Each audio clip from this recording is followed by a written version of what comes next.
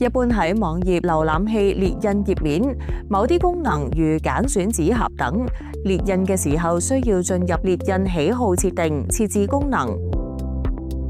開啟網頁瀏覽器，例子係 Google Chrome， 點按右上角嘅選單圖示開啟清單，點按列印。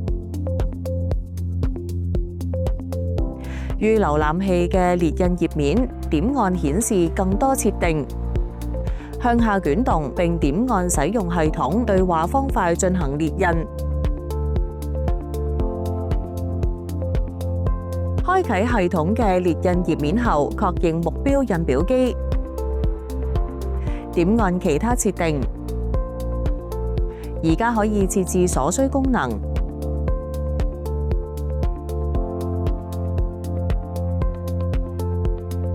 完成後點按確定，